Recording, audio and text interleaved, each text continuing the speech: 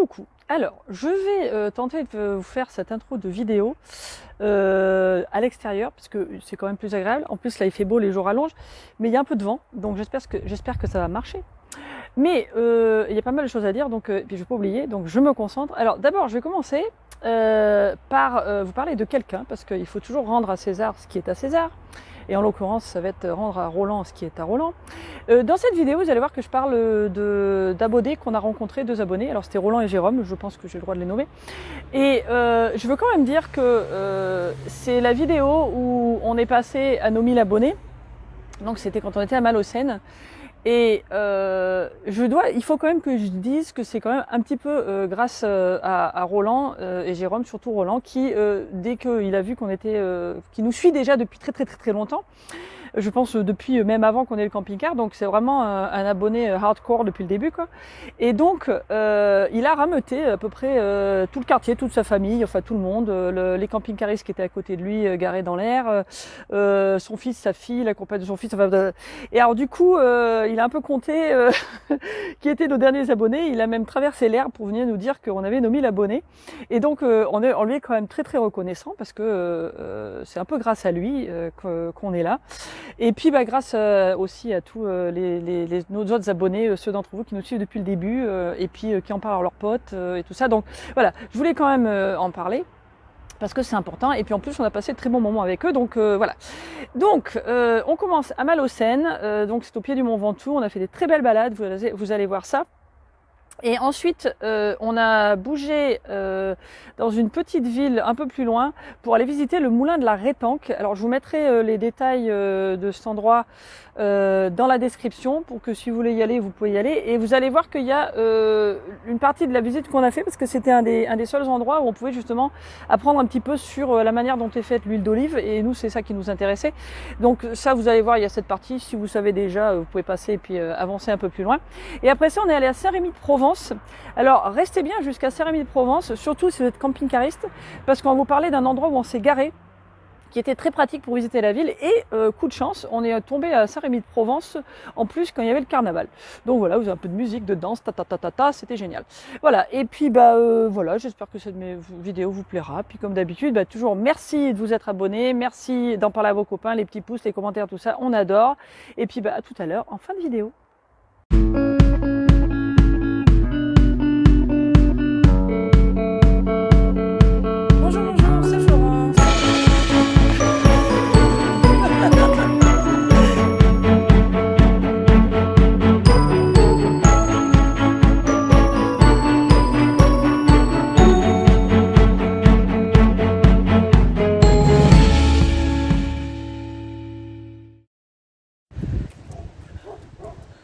Voilà, on est à Malaucène, et là on se balade dans les environs.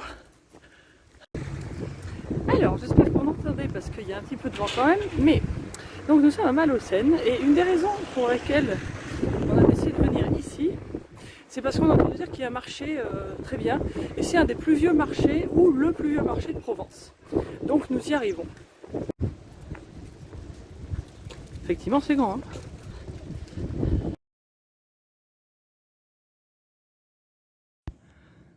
Alors le but de ce matin, c'est de trouver un début de randonnée qui normalement part de l'église, donc déjà on cherche ça. Et puis on va marcher un peu pour faire notre sport du jour. Et en même temps, on visite un peu Malaucène.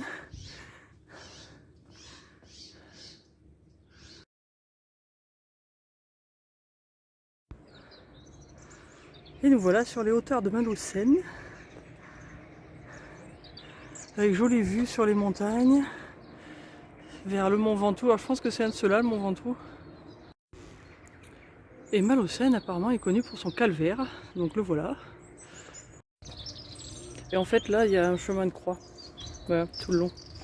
Il y a toutes les stations. Bon, après il y a une jolie vue.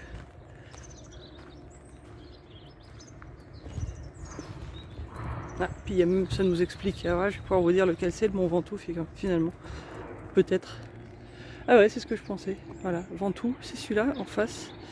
Voilà, alors voilà, tac tac tac.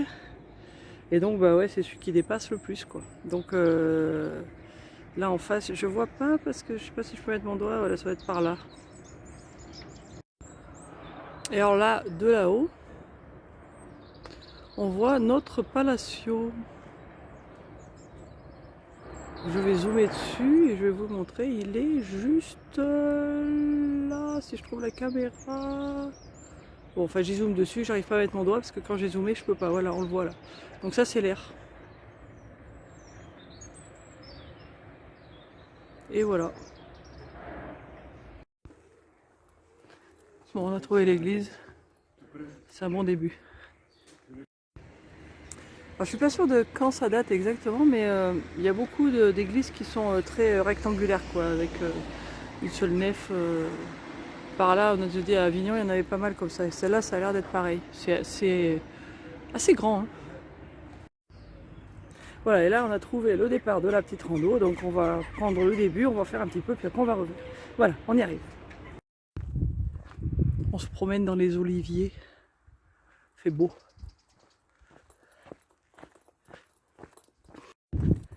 Voilà, alors. Hier, en fait, on a bien fait le marché de Malaucène, qui était très bien. Et j'imagine qu'effectivement, en plus de saison, ça doit être vraiment bien. Il y avait vraiment de tout. Et on a même acheté une nouvelle toile cirée. Vous l'avez peut-être vu. Et donc, là, on se balade et il y a beaucoup moins de vent. Et donc, du coup, je peux filmer. Voilà, c'est tout ce que je voulais dire.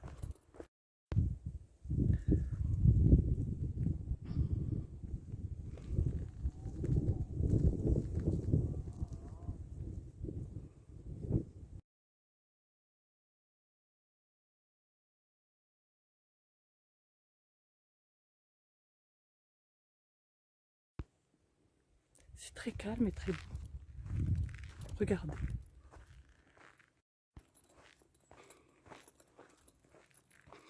On retourne. Bon, on va se remettre à bosser. Bon, on a mangé et tout ça après la petite balade. Ouh, j'espère qu'il n'y a pas trop de vent, que vous m'entendez. Et en fait, je veux dire, on a rencontré un abonné super sympa, qui en plus, ils nous ont invités à boire l'apéro tout à l'heure, donc c'est encore mieux. Mais je voulais dire, je voulais encore vous rappeler, surtout n'hésitez pas, si vous nous voyez, parce qu'en général, vous nous connaissez, mais nous, on vous connaît pas nécessairement. Et donc, n'hésitez pas à venir nous dire bonjour et vous présenter, et puis comme ça, on discutera. On est toujours contents. Voilà, voilà.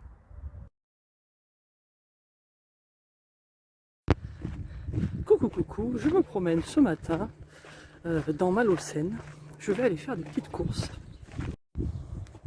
J'ai mon matos pour aller faire des courses. On a trois petits trucs à acheter et puis finalement on va rester aujourd'hui un jour de plus parce qu'aujourd'hui j'ai une réunion qui on n'aime pas trop être sur la route parce que comme ça on est sûr de pas rater la réunion. Et puis on regarde un peu ce qui se passe aussi comme là, alors pour vous situer, on est le 17 mars. Donc la réforme des retraites vient d'être passée avec le 49.3. C'est la révolution. Et donc du coup, il y a du vent. Du coup, il n'y a pas de vent, mais du coup, on veut regarder un peu ce qui se passe dans les villes. Si comme on va descendre un peu plus normalement vers des villes, on va voir un peu ce qui se passe. Si demain, il risque d'y avoir du bazar sur la route. Sinon, on a des projets, mais bon, on va voir. Mais d'une manière ou d'une autre, on est très bien là où on est. Et donc on a passé en plus un début de soirée super sympa avec des abonnés, dont je disais qu'on a rencontré, donc voilà, tout est sympa, donc on en profite là, je vais faire quelques petites courses de plus, et puis on profite du beau temps, et puis voilà. Merci, merci, merci à tous, on vous aime. Merci. Ouh, il y a un gros rocher, et une maison dessous. C'est presque troglodyte ça, hein, c'est assez impressionnant. Et coucou, donc on est sur les hauteurs de Malaucène. On cherche une chapelle, on a vu qu'il y a une chapelle un peu plus loin, on se balade en fait. On n'a pas vraiment de but et puis on est tombé là-dessus, c'est assez chouette. Puis il fait très beau aussi, donc voilà, on continue. C'est sympa Malaucène, hein, je pense que ça vaut le coup de s'y arrêter.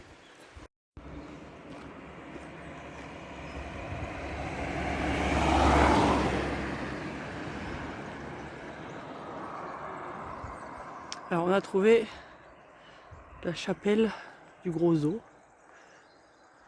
donc du 12e et 13e siècle. Hein. On se rapproche.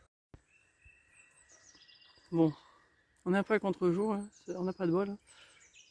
On se balade tout le temps le matin, puis systématiquement on est face à l'est, je sais pas pourquoi.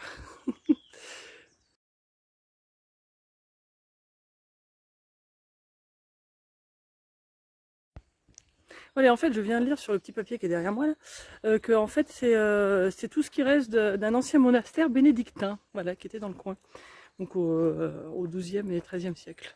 Voilà, voilà. Bon, on continue un petit peu. Et alors, on a bien fait de continuer, parce qu'en fait, ici, il y a une source. Ça a l'air d'être connu, c'est la source du Gros Eau. Voilà, et donc il y a de l'eau, et ça c'est important, parce qu'on a besoin d'eau, justement. Donc on va vous montrer la source. Salut les copains! Ça va? Ça va toi? Qu'est-ce que tu dis de beau? On vient voir ta source. Ça va? Bon voilà, donc ça c'est grand en fait. Hein. C'est une belle source. Bon, c'est rassurant s'il y a de l'eau. Il y a un autre petit bassin là. C'est chouette.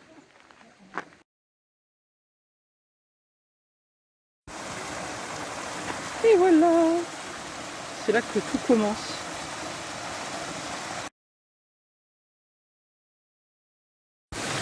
Bon alors, on vient de parler à quelqu'un du coin qui nous a donné plein de trucs intéressants sur la source, sur tout le Vaucluse et tout ça, c'était très intéressant, on a appris plein de choses. Et en plus, ce qu'il nous a dit, c'est que l'eau est potable, ce que je me disais, et donc du coup, on va goûter l'eau.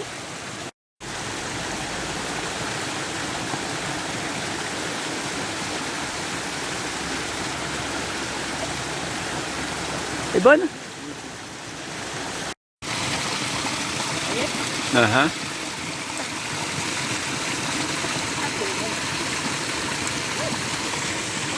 Super.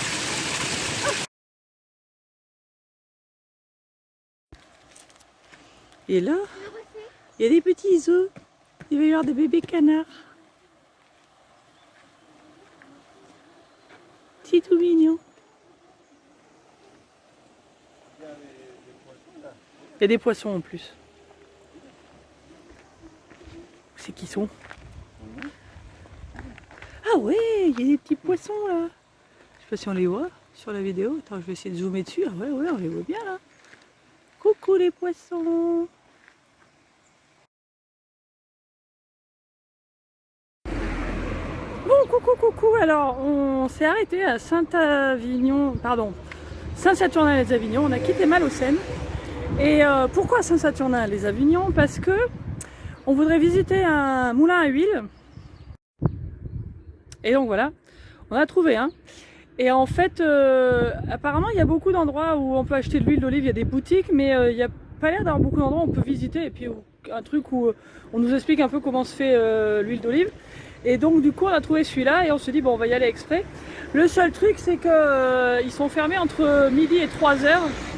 Et donc, nous, fallait qu'on quitte l'aire de Malaucène à 1h30 au plus tard.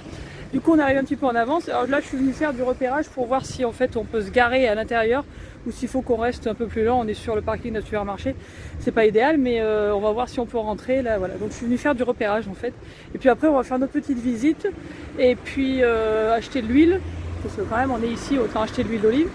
Et ensuite, on va aller sur Saint-Rémy-de-Provence et puis après on va s'avancer sur Fontvieille et là il y a une aire et on va dormir à côté du moulin de Daudet.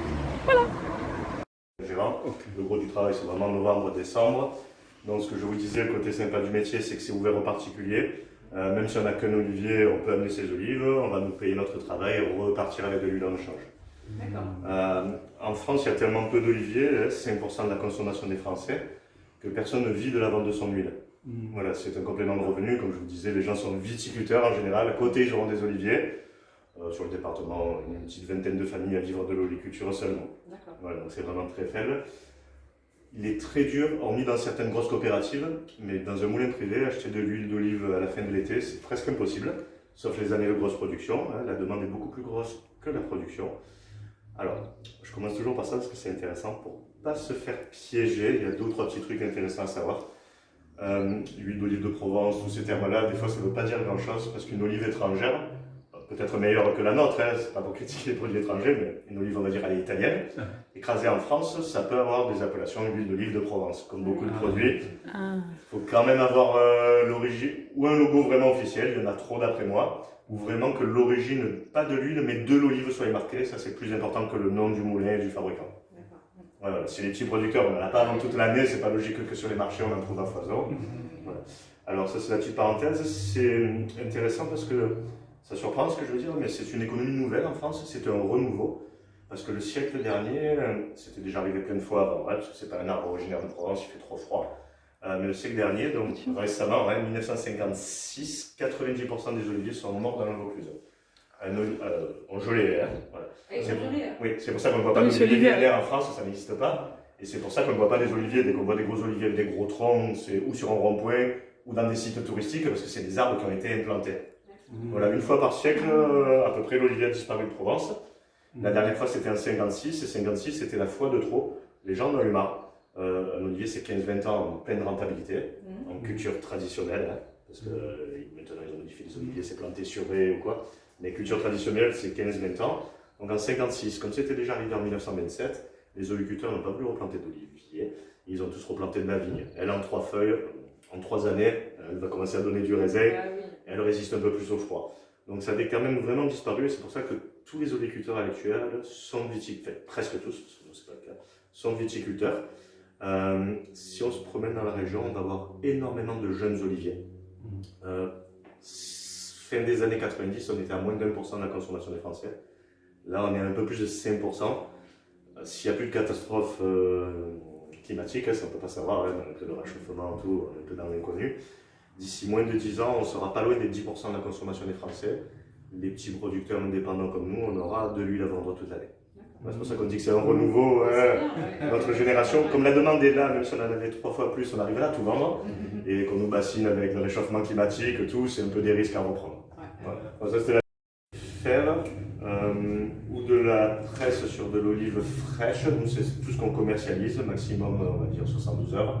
On peut trouver de l'huile faite sur de l'olive fermentée, maturée. Voilà, après ça dépend des goûts de ce qu'on recherche. Voilà, ça dépend des secteurs. Voilà.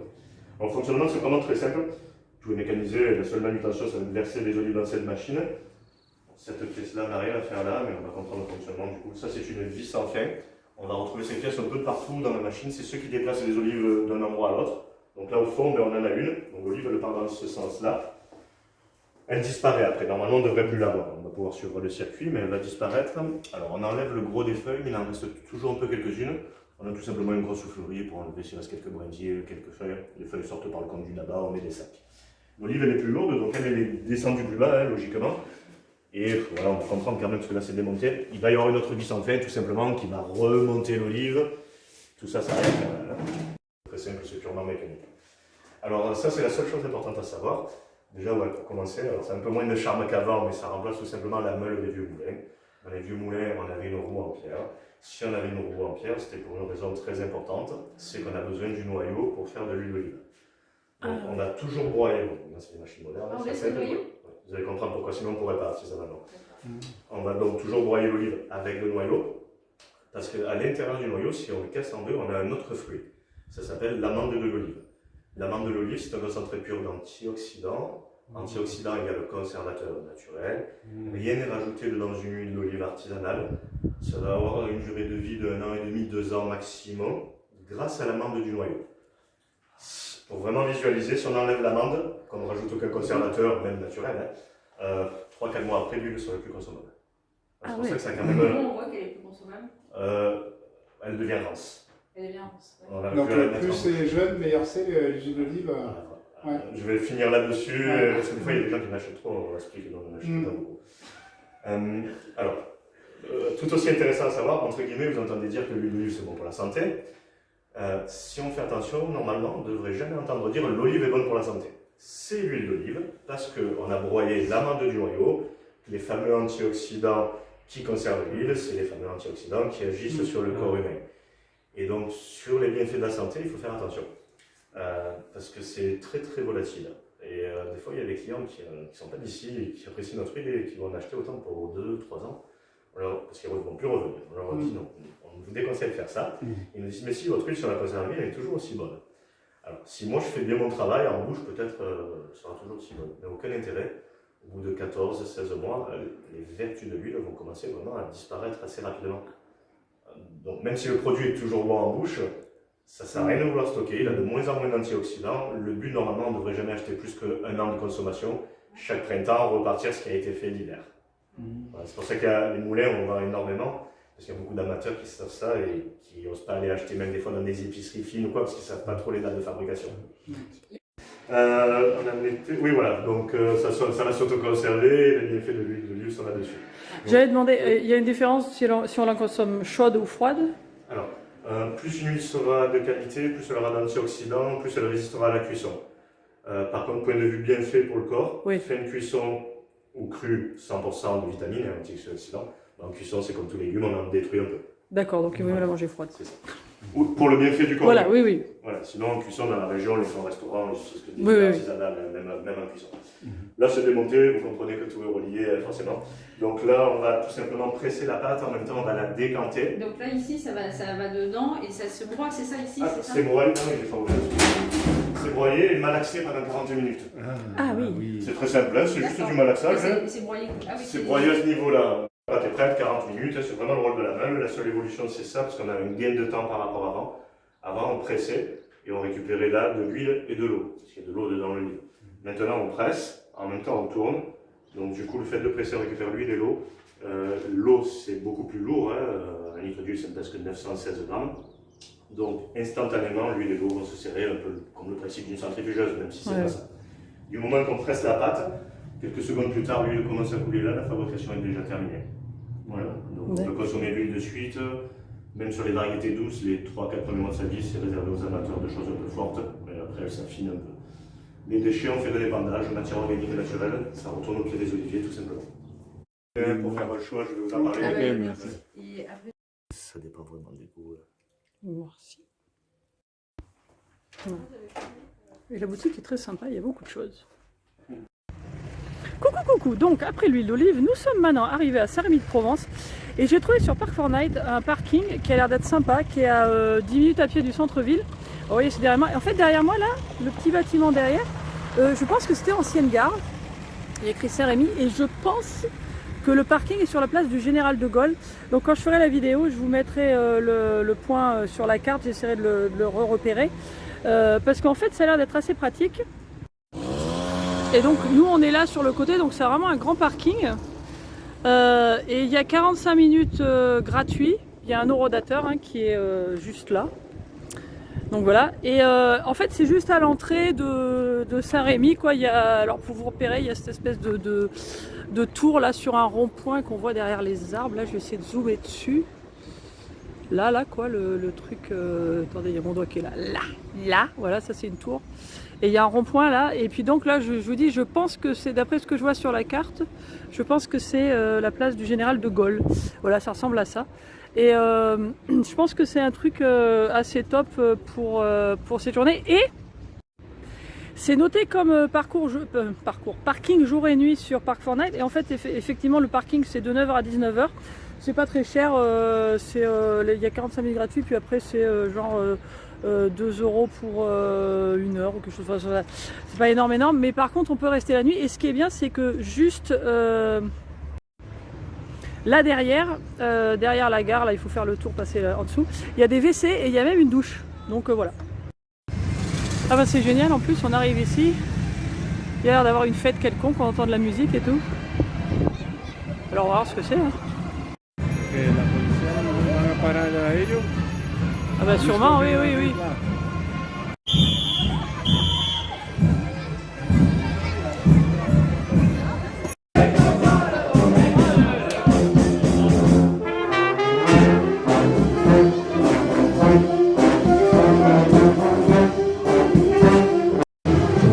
Bon, du coup on a de l'ambiance dans les rues de Saint-Rémy-de-Provence.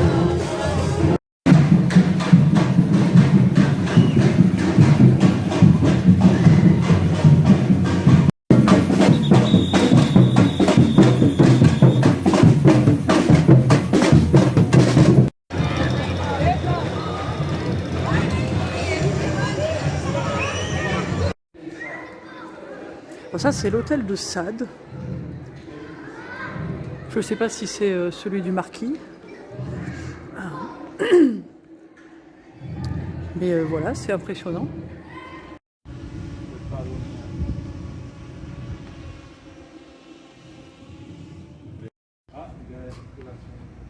Ça arrive où on est juste traversé. Je pense que ça c'est la route où on était.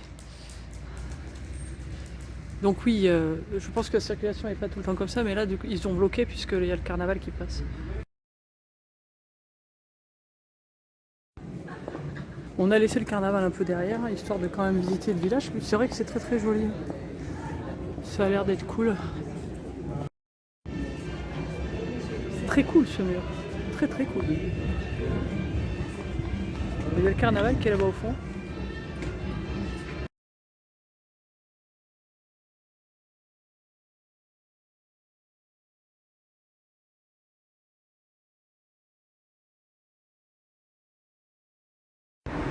Voilà, je clôture la petite visite rapide, hein, il faut le dire, de Saint-Rémy-de-Provence. C'est mignon, on a bien aimé.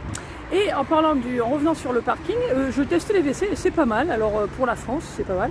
Il n'y a pas de savon bien sûr, mais c'est quand même relativement propre. Donc c'est à noter, il y a même du papier WC. Voilà, voilà. Bon bah allez, on y va, on va aller voir le moulin de Daudet. Et voilà, bon, j'espère que vous avez apprécié cette vidéo.